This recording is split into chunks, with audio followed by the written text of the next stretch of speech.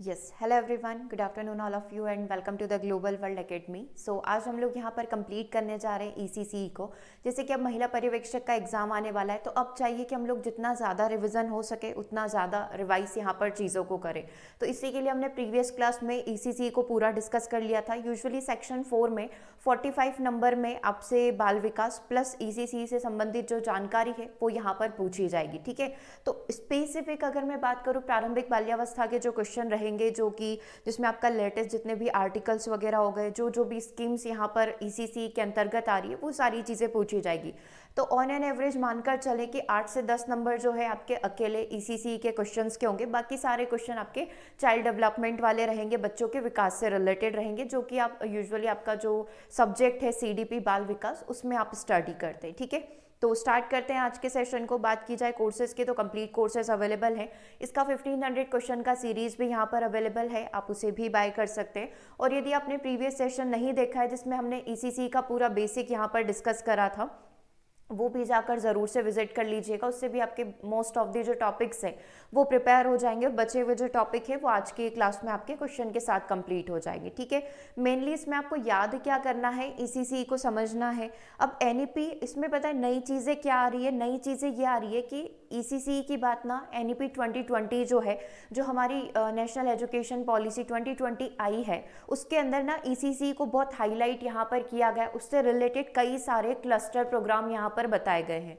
ठीक है, तो एनईपी 2020 तो आपको पढ़ना ही है, उसके साथ ही ये वाला जो टॉपिक है ईसीसी का, इसको भी देखना है। तो उसी से रिलेटेड क्वेश्चंस आज की क्लास में हम लोग यहाँ पर कंप्लीट कर रहे हैं। सो सबसे पहला क्वेश्चन आपकी स्क्रीन पर है। एनईपी 2020 के अनुसार 5 वर्ष की आयु से पहले हर बच्चा एक योग्य ईसीसी शिक्षक के साथ प्री प्राइमरी कक्षा या बाल वाटिका में जाएगा। व्हाट इज बाल वाटिका? बाल वाटिका क्या है या कब से कब तक की एज के लिए है? ठीक है, एनईपी 2020 ने बोल दिया है कि 5 वर्ष की आयु के पहले का जो बच्चा है वो हर बच्चा किस में होगा, ईसीसी के अंतर्गत चला जाएगा। ठीक है, या बाल वाटिका में पढ़ाई करेगा। ठीक है, तो ये कौन सी कक्षा से पहले को कंसीडर कर रहा है? Class before fourth, class before first, class before second, class before third. तो देखो, पहली कक्षा के पहले जो हमारा एलकेजी, यूकेजी, किंडरगार्टन चलता था, वो सारी चीज़ें क्या हो गई, अपनी बाल वाटिका हो गई। उसको एनईपी में क्या नाम दिया गया? बाल वाटिका नाम दिया गया। आंसर क्या हो जाएगा आपका? ऑप्शन नंबर बी हो जाएगा कि इसमें किसे कंसीडर किया जाएगा? कक्षा 1 से पहले की जो क्लासेस होती है, प्री क्लासेस है ना, जिसमें किंडरगार्टन, बाल वाटिका, एलकेजी, यूकेजी, वो सारी चीज़ें आपकी आ जाएगी। ठीक है, बाल वाटिका बेसिकली करती क्या है? तो बच्चों का संज्ञानात्मक, भाषाई, सामाजिक, भावात्मक, मतलब ओवरऑल डेवलपमेंट की ये बात करती है। बच्चों को अन्वेषण और खोज के जरिए सीखने में मदद करती है। बच्चों को जिज्ञासा और ज्ञान के आधार पर विकास करने में मदद करती है। बच्चों को प्रारंभिक शिक्षा के लिए मजबूत आधार या मजबूत बेस यहाँ पर बनाती है। ठीक है, बाल वाटिका कैसी होती है? तो बाल वाटिका जो पुराने पारंपरिक शिक्षा का तो तरीका था, उसको पूरा चेंज करके एक बिल्कुल बोल सकते हैं ना कि चाइल्ड सेंटर्ड होकर, बाल आधारित होकर यहाँ पर बच्चों को शिक्षा देती है। ठीक है, तो वही लिखा गया है कि बाल वाटिका एक खेल आधारित कार्यक्रम है जो पारंपरिक कक्षा सेटिंग से बिल्कुल परे है, बिल्कुल डिफरेंट यहाँ पर है, बिल्कुल अलग यहाँ पर है। ओके, पहली चीज क्लियर हो गई। नेक्स्ट क्वेश्चन नंबर 2 को देखिएगा, आंसर करिएगा। नेक्स्ट क्वेश्चन नंबर 2 आपकी स्क्रीन पर है। बाल देखभाल के किस राष्ट्रीय कार्यक्रम रूपरेखा एनसीपीएफ ईसीसी किस आयु तक के बच्चों के लिए विकसित की जाएगी और इसको कौन विकसित करेगा? है ना, इसने बोला है कि जो ईसीसी है वो किसके लिए विकसित की गई है ना, किस एज क्राइटेरिया के लिए, और उसको डेवलप करने वाला कौन है? तो 2 ब्लैंक अपन को यहाँ पर फिल करने हैं। National curriculum framework for early childhood care for children up to the age of, किस एज को वो कवर करेगा? ठीक है, 8 साल तक के बच्चों को ये कवर करेगा। ठीक है, ये वाली चीज होगी। और कौन इसकी देखरेख करेगा? इनका जो सिलेबस होगा, इनका जो करिकुलम होगा, इसकी देखरेख जो है, इसको कौन हैंडल करेगा? तो एनसीईआरटी इसको हैंडल करेगा। ये बात किस में कही गई है? एनईपी 2020 के अंदर कही गई है। तो यस, आंसर क्या हो जाएगा? 8 साल तक के बच्चे इसमें कवर हो जाएंगे। ठीक है, और साथ ही देखा जाए तो एनसीईआरटी जो है, national council of educational research and training, that is NCERT, वो यहाँ पर इसकी देखरेख करेगा। ठीक है, एनसीईआरटी राष्ट्रीय शैक्षिक अनुसंधान और प्रशिक्षण कार्यक्रम प्रशिक्षण परिषद 8 वर्ष तक के बच्चों के लिए प्रारंभिक बाल्यावस्था देखभाल और शिक्षा, ईसीसी के लिए राष्ट्रीय पाठ्यचर्या और शैक्षणिक ढांचा यहाँ पर रेडी करेगा। इसको 2 भागों में बनाया गया है। 0 से 3 वर्ष के बच्चों के लिए अलग होगा, ठीक है, और 3 से 8 वर्ष के बच्चों के लिए। तो अपन ऐसा कंसीडर करें कि 0 से 8 साल के जो बच्चे हैं वो इसके अंदर कवर हो जाएंगे, ठीक है। एनसीएफ ईसीसी को निम्नलिखित के साथ संरेखित करेगा, ठीक है। सबसे पहले दिशा निर्देश, गाइडेंस या गाइडलाइंस यहाँ पर मिलेगी। अभी रिसेंट में जो भी ईसीसी के अंदर जो भी रिसर्च हो रही है वो भी इसके साथ ऐड होती जाएगी, और वैश्विक सर्वोत्तम जो प्रथाएं होती है यूनिवर्सली ईसीसी को लेकर जो जो भी चीज़ें यहाँ पर लाई गई है वो सबको इसके अंदर डाला जाएगा करिकुलम के अंदर। तो बेसिकली वापस से अगर अपन क्वेश्चन पर आ जाए तो इसने ये पूछा था किस आयु तक के बच्चे, 8 साल तक के बच्चे, 0 से 3 और 3 से 8, ठीक है। कौन लेकर आ रहा है? एनसीईआरटी लेकर आ रहा है इनके लिए करिकुलम। अगला क्वेश्चन देखिएगा, नेक्स्ट क्वेश्चन आपकी स्क्रीन पर है।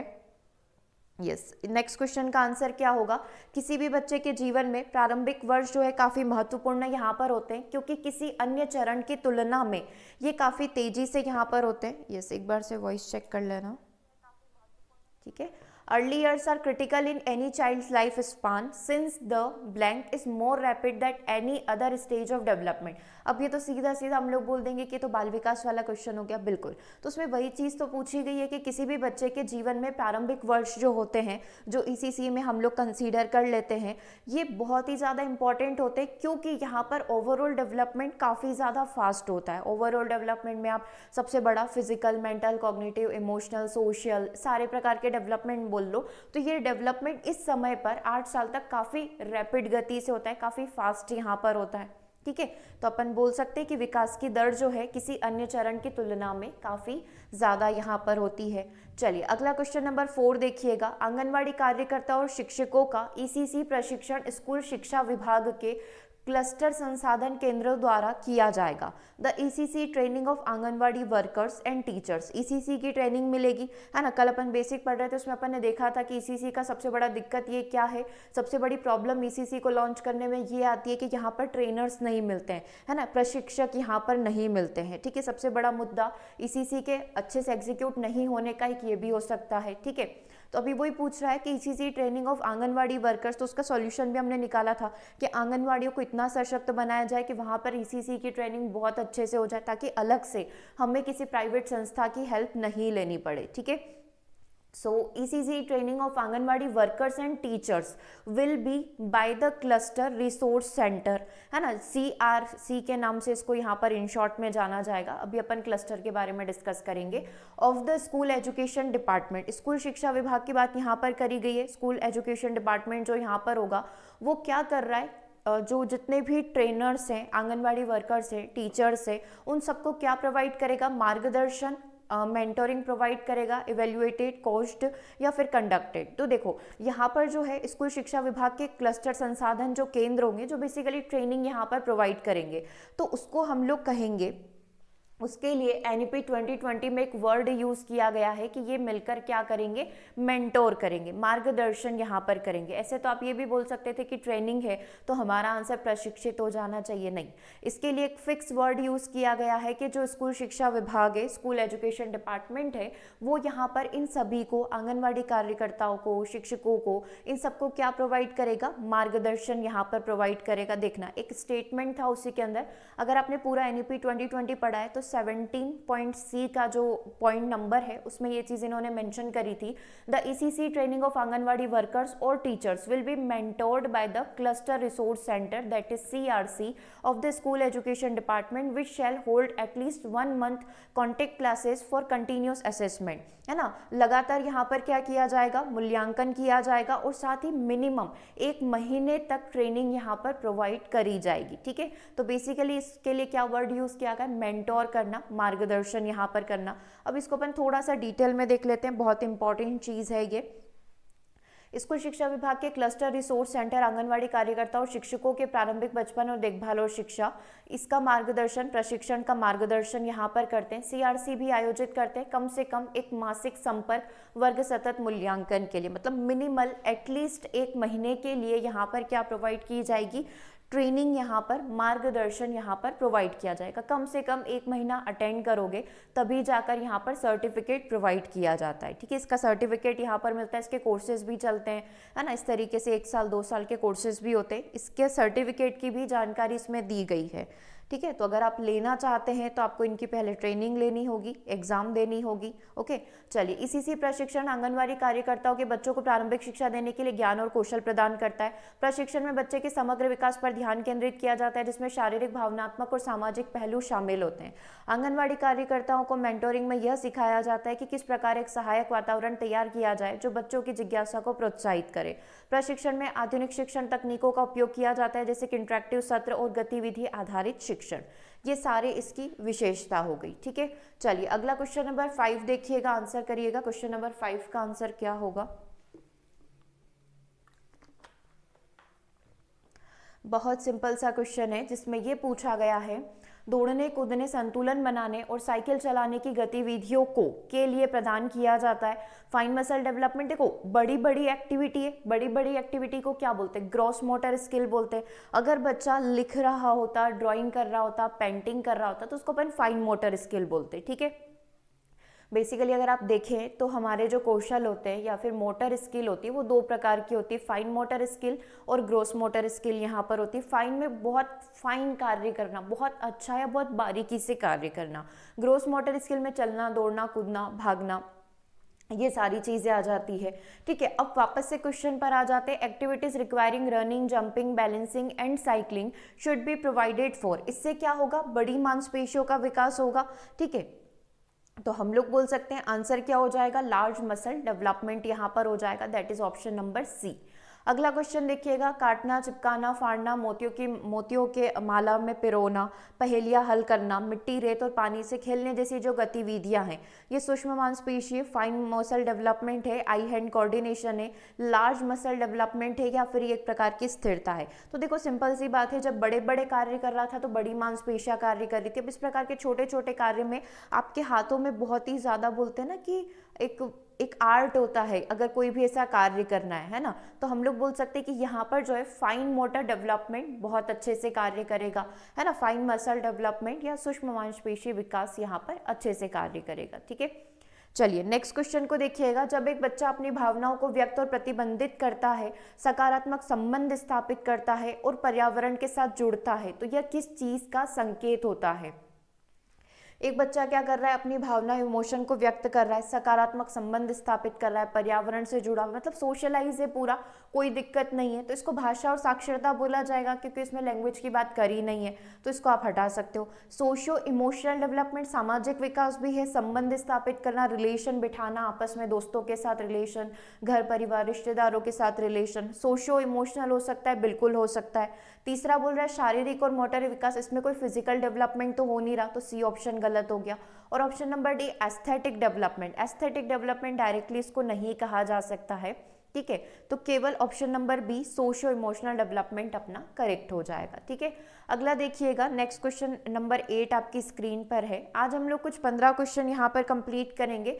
इसका 50 नंबर का सेट है, बाकी क्वेश्चन आप प्रैक्टिस करिएगा। ठीक है, कल भी कुछ क्वेश्चन हम लोगों ने इसके कंप्लीट कर लिए थे, आज अपन 15 क्वेश्चन यहाँ पर कंप्लीट करेंगे। ठीक है, भारत में प्रारंभिक बाल्यावस्था देखभाल और शिक्षा ईसीसी के बारे में कौन सा कथन यहाँ पर सही है? ईसीसी को लेकर कौन सा कथन सही है, कौन सा स्टेटमेंट यहाँ पर ट्रू है, ये चीज बतानी है। देखो आ गए सारे आर्टिकल्स वगैरह। The right of children to free and compulsory education act, मतलब वही आरटीई एक्ट की ही बात यहाँ पर की जा रही है। Doesn't acknowledge the importance of ECC, क्या इसने ईसीसी के महत्व को स्वीकार नहीं किया है? बिल्कुल किया है, स्वीकार तो किया हुआ ही है, तो ये स्टेटमेंट गलत हो गया। मुझे तो केवल क्या चाहिए था? ट्रू स्टेटमेंट यहाँ पर चाहिए था। भारतीय सरकार संविधान के अनुच्छेद 45 के माध्यम से 6 वर्ष तक की आयु के सभी बच्चों के लिए ईसीसी अनिवार्य कर दिया है। बिल्कुल, आर्टिकल 45 जो है यही चीज कहता है। ओके, सही है। तीसरा, गुणवत्तापूर्ण ईसीसी भारत में सभी बच्चों के लिए जो है सुलभ है। Quality ECC accessible to all young children, नहीं, इसमें क्या बोला गया? स्पेसिफिक एज को 8 साल के बच्चों तक को इसने कवर किया हुआ है। ठीक है, मुफ्त और अनिवार्य शिक्षा अधिनियम 1 अप्रैल 2015 को लागू किया गया था क्या? नहीं, ये गलत है। 2009 को अधिनियम आया था और 2010 को इसको लागू कर दिया गया था, तो ये गलत हो गया, ये गलत हो गया और ये भी गलत हो गया। करेक्ट क्या है? केवल ऑप्शन नंबर बी आपका यहाँ पर करेक्ट है। ठीक है, क्लियर है यहाँ तक? भारतीय सरकार संविधान ने अनुच्छेद 45 के माध्यम से 6 वर्ष तक की सभी आयु के बच्चों के लिए ईसीसी को क्या करा है, अनिवार्य यहाँ पर मैंडेटरी और कंपलसरी यहाँ पर कर दिया है। ठीक है, बाकी जो ऑप्शन नंबर डी गलत था उसमें गलत आर्टिकल यहाँ पर लिखा हुआ था। बच्चों को मुफ्त और अनिवार्य शिक्षा का अधिकार आरटी अधिनियम 2015 में नहीं बल्कि 1 अप्रैल 2010 को लागू किया गया था और संसद के द्वारा 4 अगस्त 2009 को जो है इस अधिनियम को लाया गया था। इसमें क्या किया जाता है, 6 से 14 वर्ष की आयु के सभी बच्चों के लिए निःशुल्क और अनिवार्य शिक्षा दी जाती है। शिक्षा का अधिकार अधिनियम यह तय करता है कि सभी बच्चों को गुणवत्तापूर्ण शिक्षा यहाँ पर उपलब्ध करवाई जाए। आरटी अधिनियम किसी भी ऐसे शुल्क, प्रभार और व्यय को वसूलने पर रोक लगाता है जो किसी भी बच्चों को स्कूल जाने से रोकता है। जैसे स्कूल अपनी मनमानी फीस यहाँ पर लेते हैं, ठीक है, तो उन सब पर एक्ट लगाया जा सकता है। आरटी अधिनियम गैर मान्यता प्राप्त स्कूलों के संचालन पर भी प्रतिबंध यहाँ पर लगाता है। ठीक है, क्लियर हो गई ये चीजें? चलिए आगे बढ़ जाते क्वेश्चन नंबर 9 की तरफ। इसका आंसर करिएगा, ईसीसी में क्या शामिल है जो युवा शिक्षार्थियों में बौद्धिक और शारीरिक विकास को बढ़ावा देता है? ईसीसी में कौन सी चीजें आ जाती है जो बौद्धिक प्लस शारीरिक दोनों ही विकास को बढ़ावा देगी? अक्षर और भाषा, संख्या गिनती, रंग और आकार, इंडोर आउटडोर गेम। इसके लिए भी इन्होंने फिक्स क्राइटेरिया आपको बताया है, जैसे कि 35 वर्ग स्क्वायर वाला जो होता है, 35 स्क्वायर फीट वाला जो है इनका क्लासरूम यहाँ पर होना चाहिए, वो भी अपन आगे डिस्कस करेंगे। ठीक है, तो अभी क्वेश्चन पर आ जाते हैं, ईसीसी में क्या शामिल है जो युवा शिक्षार्थियों में बौद्धिक और शारीरिक विकास को बढ़ावा देता है? इंडोर आउटडोर एक्टिविटीज जिसमें पजल, ड्राइंग, चित्रकारी होना, पेंटिंग होना, विजुअल आर्ट, क्राफ्ट, म्यूजिक, इन सारी चीज़ों को ये बढ़ावा देता है। सिर्फ ये नहीं बोलता है कि आप नंबर, गिनती, पढ़ाई करो आपके आगे काम आएगी, ये बेसिक एक्टिविटीज़ पर ज़्यादा फोकस करते हैं। ठीक है, तो डी आंसर अपना करेक्ट हो जाएगा। अब एक क्वेश्चन आपका असर्शन रीजन वाला है, तो आप असर्शन देखिए, देन अपन इसके ऑप्शंस डिस्कस करते हैं। मतलब वही है, कौन सा कथन सही है, एक्सप्लेनेशन सही है, इस टाइप के इसके ऑप्शन है। ठीक है, तो पहला देखना, ईसीसी का संचालन कई मंत्रालयों के बीच समन्वय से होता है, मतलब मल्टीपल डिपार्टमेंट मिलकर ईसीसी को हैंडल करते हैं। तो कल हमने 3 मेन डिपार्टमेंट भी डिस्कस कर लिए थे कि कौन कौन से आ जाते हैं, तो उसी में से यहाँ पर आपको कुछ दे रखे हैं कि जिसमें मानव संसाधन विकास मंत्रालय आ जाएगा, ह्यूमन रिसोर्स डिपार्टमेंट आ जाएगा, हेल्थ एंड फैमिली वेलफेयर, स्वास्थ्य और परिवार कल्याण मंत्रालय आ जाएगा, चाइल्ड डेवलपमेंट वाला डिपार्टमेंट जो है महिला बाल विकास मंत्रालय, ये तो होगा ही। ठीक है, और साथ ही जनजाति कार्य मंत्रालय जो है ट्राइबल अफेयर्स वाला, वो सम्मिलित है। तो यस, ये सारे मिलकर ईसीसी को यहाँ पर क्या कर रहे हैं, अच्छे तरीके से, सुचारू तरीके से यहाँ पर चला रहे हैं। ठीक है, ये बात तो सही हो गई। इसके पीछे का रीजन, ये मंत्रालय ईसीसी के विभिन्न पहलुओं पर निगरानी करते हैं, बच्चों के विकास को बढ़ावा देने के लिए बहुआयामी और समग्र दृष्टिकोण, मतलब ओवरऑल डेवलपमेंट को सुनिश्चित करते हैं। रीजन भी सही है। अब ऑप्शंस देखना कि दोनों कथन और कारण सही है और कारण कथन को सही तरीके से व्याख्यायित कर रहा है। ठीक है, इसने बोला है व्याख्या नहीं है, इसने बोला है ए सही है, आर गलत है, इसने बोला है कि दोनों गलत है। तो देखो दोनों स्टेटमेंट तो ट्रू है, तो सी और डी ऑप्शन अपने गलत हो गए। देखो कथन भी सही है, कारण भी सही है, और उसके पीछे का जो एक्सप्लेनेशन है, सबसे पहले इसने बोला कि ये डिपार्टमेंट हैंडल करते हैं। क्यों करते हैं? क्योंकि ये मंत्रालय क्या करेंगे, ईसीसी के विभिन्न पहलुओं की निगरानी करेंगे, फिजिकल, मेंटल, कॉग्निटिव, ट्राइबल बच्चे है ना, सभी की क्या करेंगे, देख रेख यहाँ पर करेंगे, उनके हेल्थ से रिलेटेड, उनके पढ़ाई से रिलेटेड, वो सारी चीज़ें इसके अंदर आ जाएगी। ठीक है, तो रीजन एंड कारण दोनों सही है, एक्सप्लेनेशन भी यहाँ पर बिल्कुल सही है। ठीक है, चलिए अगला क्वेश्चन नंबर 11 देखिएगा, निम्नलिखित में से कौन सा प्रारंभिक बाल्यावस्था देखभाल और शिक्षा का मुख्य उद्देश्य यहाँ पर रहेगा? ईसीसी का मेन पर्पस यहाँ पर क्या रहेगा? देखो इससे पहले मैं आपको बता दूं, ईसीसी की टोटल 5 से 6 पीडीएफ यहाँ पर ऑफिशियल वेबसाइट पर आपको मिल जाएगी, जो महिला बाल विकास मंत्रालय है। ठीक है, उसमें एक तो एनईपी की ही है, एनईपी के अंदर जो ईसीसी के बारे में वर्णन किया गया है वो आपको पूरा पढ़ के जाना है। ठीक है, एक आता है प्रोफाइल ऑफ ईसीसी करके, मतलब ईसीसी क्लासरूम जब बनाया जाता है तो उसमें क्लासरूम में कितने बच्चे होना चाहिए, और ये सारी चीज़ें बताई जाती है कि क्लासरूम कितनी साइज़ का होना चाहिए, आउटडोर एक्टिविटी होने के लिए जो ग्राउंड होगा वो किस साइज़ का होगा, ये सारी चीज़ें मेंशन करी जाती है। तो वो ज़रूर से पढ़कर जाना, क्योंकि आपका मेन सब्जेक्ट ही ईसीसी है, तो डेफिनेटली वो इससे रिलेटेड क्वेश्चन आपसे पूछेगा। 1 से 2 क्वेश्चन अभी अपन कंप्लीट कर रहे हैं ताकि आपको आइडिया लग जाए कि कैसे इसको पढ़ाई करना है। ठीक है, सबसे पहला शारीरिक, मोटर, संज्ञानात्मक, सामाजिक, भावनात्मक और भाषा विकास जैसे विभिन्न क्षेत्रों में सर्वोत्तम परिणाम सुनिश्चित करना, क्या ये ईसीसी का उद्देश्य है? ओके, दूसरा देखना, बच्चों में अच्छा पोषण, स्वास्थ्य आदतें और स्वच्छ प्रथाओं को अपनाना, हेल्थ हाइजीन। अपन ने देखा था ईसीसी के 6 फैक्टर यहाँ पर होते हैं, 6 क्षेत्र को ये कवर करता है। ठीक है, बच्चों का ओवरऑल डेवलपमेंट हो गया, हाइजीन यहाँ पर हो गया, हेल्थ हो गई, न्यूट्रिशन यहाँ पर हो गया, उसको कवर कर रहा है। सौंदर्य एस्थेटिक सेंस डेवलप करना, क्रिएटिविटी लेकर आना, तो यस इसको भी करेगा। आंसर क्या हो जाएगा आपका ऑप्शन नंबर डी। इन तीनों ही चीज़ों को, या इन तीनों ही ऑप्शंस को इसमें कवर किया जाएगा। ठीक है, अगला देखिएगा क्वेश्चन नंबर 12।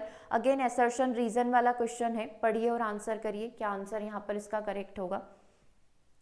देखो क्या पूछ रहा है कि भारत सरकार ने प्रारंभिक बाल्यावस्था देखभाल और शिक्षा ईसीसी की गुणवत्ता और पहुंच में सुधार करने के लिए कई इनिशिएटिव, कई महत्वपूर्ण कदम यहाँ पर उठाए हैं। ठीक है, कारण क्या है, क्यों? क्योंकि भारत सरकार ने सक्षम आंगनवाड़ी और पोषण 2.0, एकीकृत बाल विकास योजना, राज्यों के लिए शिक्षण योजना, परिणाम सुदृढ़ीकरण, स्टार्स, ठीक है, और परियोजना और राष्ट्रीय शिक्षा नीति एनईपी 2020 जैसी पहलू जो है, जैसे इनिशिएटिव्स यहाँ पर लिए हुए हैं। ठीक है, इसकी वजह से क्या हो रहा है, इसकी वजह से ईसीसी में कई ज़्यादा इंप्रूवमेंट देखने को मिल रहा है।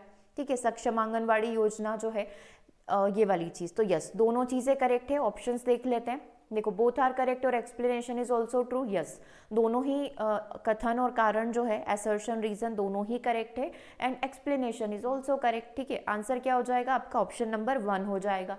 ठीक है, ये तो क्वेश्चन की बात हो गई, बट आप यहाँ पर देखना ये सब जो एक एक लाइन में दे रखे, एक एक वर्ड में, ये सब अपने आप में एक एक टॉपिक है आपके। सक्षम आंगनवाड़ी योजना 2.0 आपका जो सेक्शन नंबर 2 है, जहाँ पर आपसे जनरल जो नॉलेज और ये सारी चीज़ें पूछी जाएगी, मैथ्स रीजनिंग के क्वेश्चन, उसमें भी आपसे पूछा गया है कि गवर्नमेंट से रिलेटेड जितनी भी स्कीम्स है उसके बारे में आपको नॉलेज होना चाहिए। तो ये चीज़ वहाँ पर आपको हेल्प करेगी, और इस पर हमने एक वीडियो भी बनाया हुआ है ना, पोषण योजना 2.0 करके, तो उसे भी आप देखिएगा।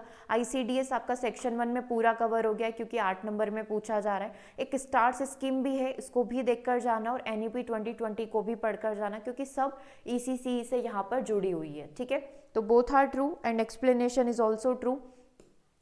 अगला पॉइंट नंबर 13 देखिएगा, भारत में राष्ट्रीय शिक्षा नीति एनईपी 2020 के अनुसार निम्नलिखित में से कौन सा ईसीसी केंद्र की आवश्यकता यहाँ पर नहीं है, ईसीसी को लेकर कौन सी जरूरत यहाँ पर नहीं है। पहला ऑप्शन देखना। अच्छा, सबसे पहले तो हम लोग ये देख ले कि हमको क्या करना है, गलत कथन यहाँ पर ढूंढना है। तो अब हम लोग चारों में से गलत ढूंढने की कोशिश करेंगे। किसी भी बच्चे को ईसीसी केंद्र में प्रवेश लेने के लिए किसी भी प्रकार की प्रवेश लिखित परीक्षा या मौखिक परीक्षा नहीं देनी पड़ती है। बिल्कुल सही बात है, नहीं देनी पड़ती। ऐसा नहीं होता है ना कि ईसीसी स्कूल्स जो होते हैं उसमें एंटर करने से पहले कोई एंट्रेंस टेस्ट यहाँ पर होगा। अब आप सोचो कि इसका जो क्राइटेरिया है वो 0 से 8 साल के बच्चे का, मान लो 2 साल का बच्चा भी एंटर करता है, उसको छोड़ा जाता है बाल वाटिका में, है ना, या 3 साल का बच्चा ले लो, है ना, 4 साल का बच्चा ले लो, तो उसकी एग्जाम लेना यहाँ पर पॉसिबल नहीं है ना। तो ये वाली चीज़ की कोई एग्जाम नहीं होती है, तो बिल्कुल सही बात है। हमको क्या चाहिए, हमको गलत स्टेटमेंट चाहिए। दूसरा देखना, ईसीसी कार्यक्रम 2 से 3 घंटे का रहता है, ये वाला ऑप्शन देखना, ये बहुत इंपॉर्टेंट है। बच्चों के समूह के लिए कम से कम 35 वर्ग मीटर का एक कक्षा होनी चाहिए। ठीक है, और 30 बच्चों के समूह के लिए 30 वर्ग मीटर का पर्याप्त बाहरी स्थान यहाँ पर उपलब्ध होना चाहिए। ठीक है, 1 classroom measuring at least 35 square metre for a group of 30 children. अगर क्लास में 30 बच्चे हैं तो वो जो क्लासरूम है उसका साइज मिनिमम 35 वर्ग मीटर का होना चाहिए। क्लासरूम मतलब कक्षा अंदर जहाँ पर बच्चा बैठेगा, और आउटडोर जहाँ पर इनकी एक्टिविटीज़ करवाई जाएगी, क्योंकि ईसीसी में मोस्टली सारी एक्टिविटीज़ ही करवाई जाती है, बच्चों को खेल ही खिलाए जाते हैं, उनका गेम्स वगैरह ज़्यादा करवाए जाते हैं। ठीक है, तो आउटडोर एक्टिविटीज़ के लिए भी मिनिमल जो है यहाँ पर 30 वर्ग मीटर का पर्याप्त बाहरी स्थान उपलब्ध होना चाहिए। Yes, this is also true. अगला देखिएगा, शिक्षा का माध्यम मातृभाषा और स्थानीय भाषा यहाँ पर होना चाहिए। जो भी बच्चे की मातृभाषा है, जो भी वहाँ की लोकल लैंग्वेज है उसके अंदर होना चाहिए। ऐसा नहीं कि वहाँ पर सबको बोल दिया कि नहीं सारे बच्चे इंग्लिश में ही कम्युनिकेट करेंगे या पर्टिकुलर लैंग्वेज में ही कम्युनिकेट करेंगे, ऐसा नहीं होगा।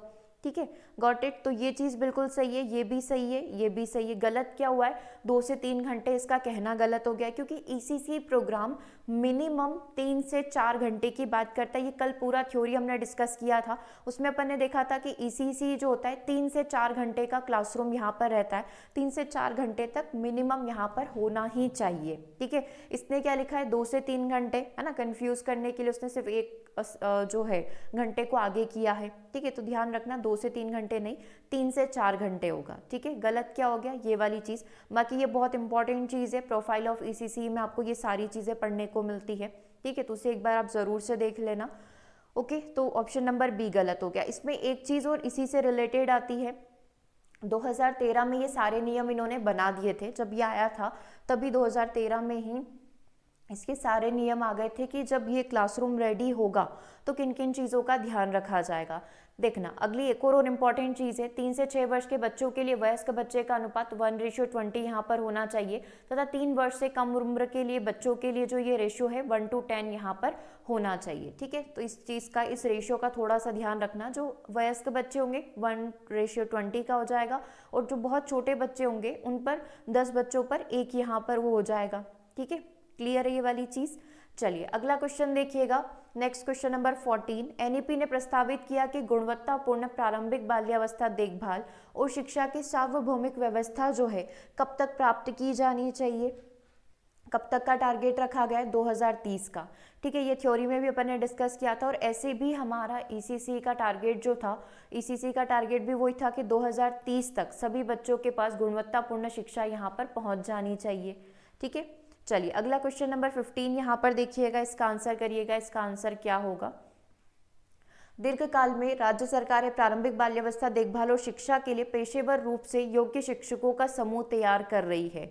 ठीक है, कैसे, स्टेज स्पेसिफिक प्रोफेशनल ट्रेनिंग यहाँ पर देकर, मेंटोरिंग मैकेनिज्म को अपनाकर, मार्गदर्शन देकर, कैरियर मैपिंग करवाकर, या फिर इन सभी के द्वारा। तो डेफिनेटली इन सभी के द्वारा जो है यहाँ पर ईसीसी को लेकर काफ़ी लंबे समय से इसकी तैयारी चल रही है ना। इन द लॉन्गर टर्म्स, मतलब आप कह सकते हो स्टेट गवर्नमेंट जो इस पर काफ़ी काम कर रही है ताकि ईसीसी की ट्रेनिंग जो है यहाँ पर प्रोवाइड की जा सके, क्योंकि टारगेट इनका 2030 तक का, और सभी बच्चों तक ईसीसी इनको पहुँचानी है ना। अर्ली चाइल्डहुड डेवलपमेंट केयर, उसमें सारी चीज़ें, ऐसा नहीं कि सिर्फ इनको एक 30x30 के रूम में ले जाकर बिठाना है और पढ़ाना है। उनका हेल्थ, हाइजीन, न्यूट्रिशन, पोषण, सारी चीज़ों को फोकस करना है। ठीक है, तो ये बहुत एक लंबी प्लानिंग इनकी यहाँ पर चल रही है ना। और ऐसा नहीं कि केवल इंडिया या कोई केवल स्टेट इस पर काम कर रहा है, यूनिवर्सली ग्लोबली ईसीसी पर काम यहाँ पर किया जा रहा है। इसके लिए कई सारे एजुकेशनल समिट्स भी होते हैं, जो कि अपन ने देखा था कि एक थाईलैंड में यहाँ पर हुआ था, एक जकार्ता में यहाँ पर हुआ था। ठीक है, तो इस तरीके से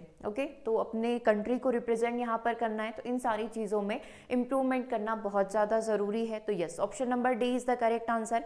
stage specific professional training, mentoring mechanism अपनाया जा रहा है, कैरियर मैपिंग हो रही है। तो यस, ये सारी चीज़ें यहाँ पर क्या हो जाएगी, करेक्ट हो जाएगी। ओके, तो कुछ इस तरीके से 15 क्वेश्चन हम लोगों ने यहाँ पर कंप्लीट कर लिए हैं। ओके, क्लियर है, यहाँ तक कोई डाउट नहीं है। ठीक है, इसके आगे के क्वेश्चन हम लोग अपनी नेक्स्ट क्लास के अंदर कंप्लीट करेंगे। तब तक आप जितनी भी चीज़ों को अभी तक आपने पढ़ा है, चाहे कोई भी स्कीम हो गई, उसके शॉर्ट नोट ज़रूर से बना लें, उनको टाइम टू टाइम आप रिवाइज करते रहें। ठीक है, बाकी इसकी एमसीक्यू सीरीज़ अवेलेबल है, अगर आप बाय करना चाहते हैं तो आप हमें इस नंबर पर कॉन्टैक्ट कर सकते हैं। ठीक है, चलिए सेशन को ओवर करते हैं, मिलते हैं नेक्स्ट सेशन में। Thanks for watching.